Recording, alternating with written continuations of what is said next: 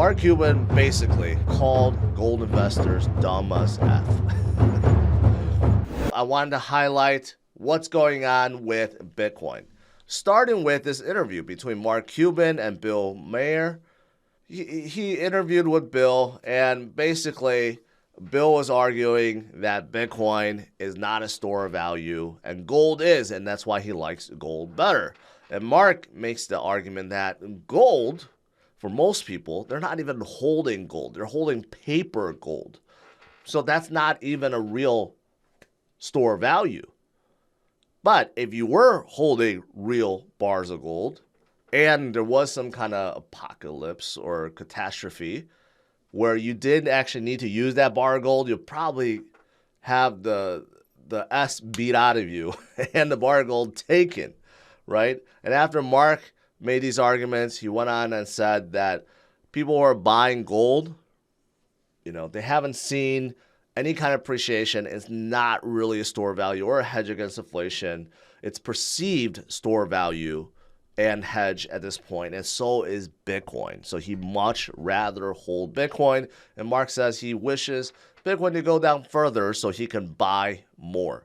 That is certainly the right mindset, and I do agree. At this point in time, gold just does not seem like it's a good store of value or a good hedge against inflation. Just look at its performance for last decade, and you'll see that it's not good at neither one of these things.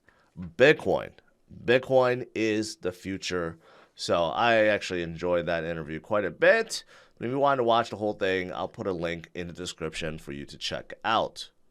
Now, as for other goodness, well, take a look at this. I think this really lays Bitcoin's future out really well. Why Bitcoin keeps on appreciating, why the 4-year cycle is important, is because of this.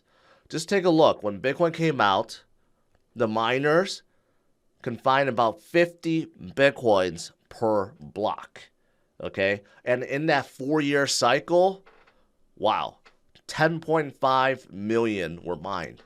But I look at the next cycle when it got cut. The inflation rate got cut into 25 Bitcoin per block. Then, in total, the cycle only produced about 5.25 million. Then in 2016, you can see that was cut into 12.5. In 2020, the last one was cut to 6.25. And the one that we're looking forward to in 2024 will cut the inflation rate down to 3.125. And after that cycle starts, there will only be 656,000 Bitcoin mined in total for 4 years. But then just look at what happens afterwards. In 2028, inflation rate will be cut to 1.56 per block. Then you get less, 0.78 per block, then 0.39 per block. And you can see the Bitcoin mined per cycle starts dropping off dramatically. And that's over a 4-year cycle. That's not like a 1-year cycle, right? So as Bitcoin moves forward, it gets more scarce. Less of it gets mined by the miners. So there's very, very, very little that's hitting the markets. And I could argue right now, very little are hitting the markets from the miners because for the most part, they're holding everything. They're hoarding everything. And you still have big financial institutions that's buying Bitcoin in order to be able to trade it and sell it. So this is the reason why the 4-year cycle is so important. And if you look at this as it keeps expanding into the future, you'll see how rare Bitcoin becomes, right? So whatever's there right now on the exchanges, that's pretty much it. That's pretty much what everyone's fighting for, because in the future, there is no more Bitcoin, right?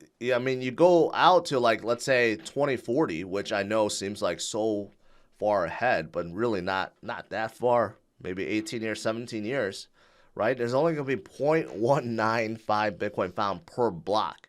And that's all the miners out there fighting over that, right? And very little of it is going to be released starting from that point on, and of course going into the future, right? So this is important, very, very important, and why you don't want to give up. Other other good things that's going on right now, Bitcoin, yes, has been pretty stagnant, but it is still, according to charts, it's holding basically where the last cycle's top was, right? And from a technical perspective, this is pretty good. This is what you want Bitcoin to do, to kind of hold at that level, right? And build a base and continue forward. But volatility is at an all-time low right now. Very, very, very, very low, right? And that could be a great thing. We are seeing now how Bitcoin is a leading indicator of tech and markets. So Bitcoin always bottoms out first. And, well, it could go both ways, bottom or top. But Bitcoin is a leading indicator. So if Bitcoin's volatility is low, it found that bottom and it continues forward, right? And goes upwards. Well, that's a great thing, because that means the U.S. markets and other markets around the world could be following Bitcoin's lead in 2023. So volatility is all-time low, which I would argue is fantastic. And of course, addresses with more than one Bitcoin, you could see is skyrocketing up. This is fantastic. This is what we want to see. I just got done talking about the Bitcoin on the exchanges, what's left over. More and more of what's left over is going into the hands of people that are holding, DCAing over long term. And not only that, they're going to the hands of people that are now self-custody, that's taking control of their own crypto. That Bitcoin is in self-custody wallets. And that's also fantastic, right? So these are all amazing things, amazing things.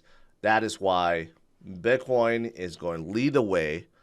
And I would argue some of the fundamentals like this, addresses with more than one Bitcoin, has never been higher.